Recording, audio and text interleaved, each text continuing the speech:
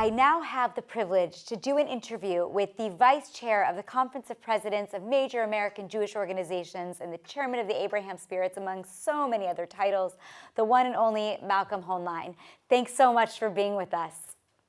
My pleasure, always. Great. So I want to jump right into the interview and talk about what's going on with the Russia-Ukraine war and the reaction of the American Jewish community. The North American Jewish community really rallied around the Jews of Ukraine and Russia when the war broke out.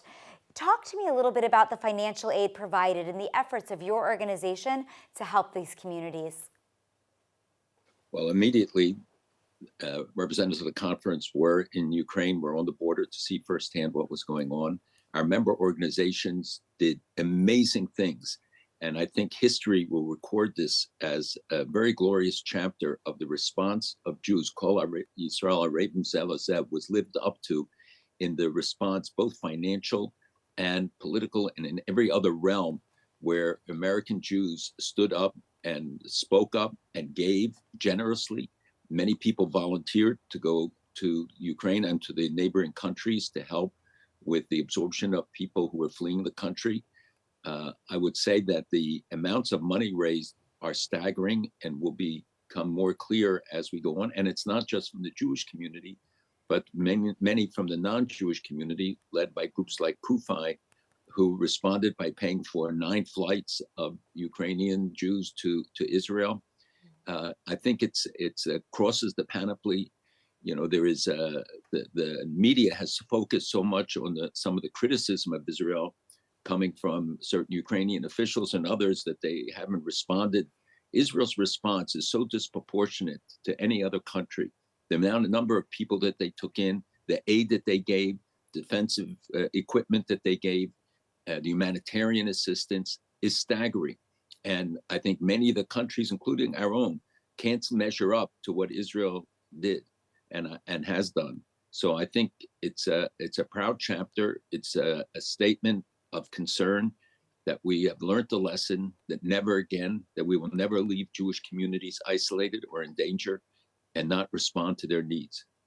Incredible. Now, this for you is not really the first time that you've had to take action for the Soviet Jews. You were actually quite integral in the post-Soviet Aliyah in the late 80s and the early 90s, and really played a key role in the efforts to impact the Jewish community back then. Talk a little bit about your work and the impact it has today as we see another war raging in the area. So I had the privilege from the time I was a teenager to be involved in the Soviet Jewry movement, amongst the first, going back even to the 60s. And let alone I came to New York in 70 to start the New York Conference on Soviet Jewry. I was arrested in Russia when I went on a shlichut there to Kishinev and Chernovitz. So I have a long history of involvement in the Soviet Jewry movement, which I think was really the fulfillment of the pledge that we learned the lessons of the Jews of silence. Elie Wiesel wrote the book about Russian Jews, and he called it the Jews of silence. They were the Jews who were kept silent. World Jewry were the Jews of silence. And I think that changed with the Six-Day War, many other things, of course, in the interim, but especially the heroism of Russian Jews. And then we were faced with a challenge as Jews started to come out of their absorption in Israel and in other countries.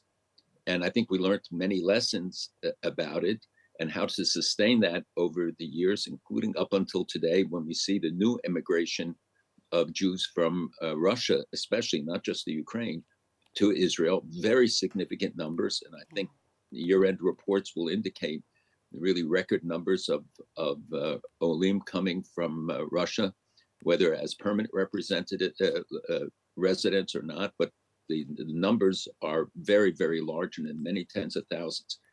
So I think that we look back and learn the lessons about how to absorb them properly, what kind of commitments can be made to help facilitate, especially for young people coming into Israel, to a new society. It's not as bad as it was then when they were escaping with just the clothes on their backs. Although it is true of Ukrainian Jews, I went to visit, to meet one plane early on in the war when they arrived at Ben Gurion Airport. And there were 168 people on the plane. There wasn't one suitcase.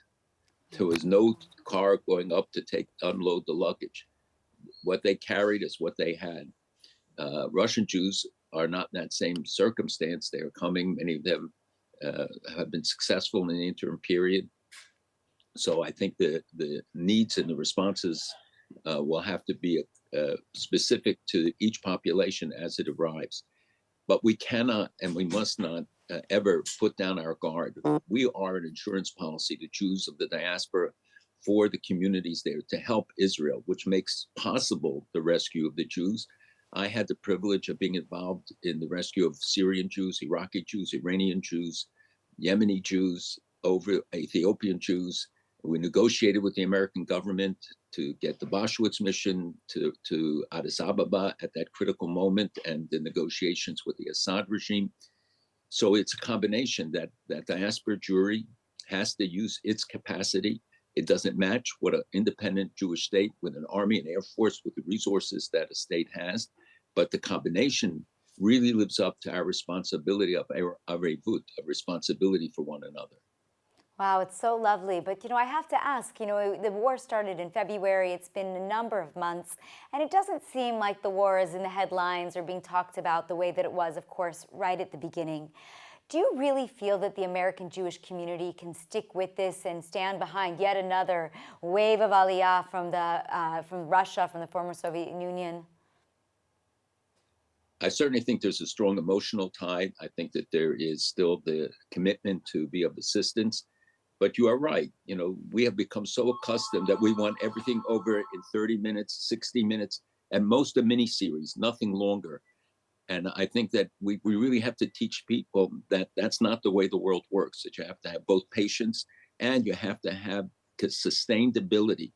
And you're also right that it doesn't look like this war is going to wind up very quickly. It's going to be with us, I think, for an extended period, whether a hot war or cold cooler war, but it's going to be with us and the needs are going to be sustained. So we have to be in this for the long haul. What I've seen till now is that American Jews do remain committed, certainly the structure of our community. You have organizations on the ground to do great work. And I think that they are not in any way slackening those activities. And when we think about Aliyah, there's a lot of investment, as you mentioned, in helping to bring the Jews into Israel if they so want to come here. Tell me, is that the most important, or is it equally or more important to be investing in allowing the Jews to stay in Europe, to stay on the ground safely? It's not one or the other. I think that we have to be prepared to assist. It's a decision they have to make about where they're going to go, whether they will stay and maintain Jewish life in Ukraine or in Russia. We can't tell them what to do. It's their lives that are on the line. I don't know anybody who would want to take responsibility if, God forbid, something happens that we can't predict or anticipate now. So it's a decision that people themselves have to make and the communities have to make. We can advise them, we can guide them. I believe that the future is in Israel and that as many people as possible should go, because we can't guarantee the ability or the stability in the future in some of these countries. And the decision has to be a rational one. It can't be one where they just go to Israel for an interim period and then leave. It should be a commitment to their future and where they see themselves and their children and their grandchildren. And I think that one could raise a lot of questions about what the prospects are in some of the countries that we've discussed. Interesting. Just last question. When we think about what was going on in Russia, for example, before the war, there was really a very strong internal network of prominent business people who were able to take care of the people who had needs in the community. Obviously, some of that has shifted. And I'm wondering if you can talk a little bit about how much of an impact that is having and the role that now the international Jewish community needs to play to fill the void, as well as any impact that's potentially having on the greater Jewish community who might have also been benefiting from some of those philanthropists. So it is true that they built a remarkable network, the domestic community, Chabad, others who have been all over the former Soviet Union and especially in Russia. Those institutions by and large remain. We know that there have been some who have left and certainly others that are under tremendous pressure. and the financial needs are very great because they can't get assistance. And in Ukraine, the communities are also paying a very heavy price in terms of the financial situation, the demands on it. There are Jews who have been caught in conflict situations as well. So we have to help adjust them to meet the challenges as they change and as they sustain over a period of time. But I think the infrastructure is there, and we should utilize it rather than trying to create new infrastructure. Those are the experts. They know what the needs are. They see that they know what the lines for food are in their communities.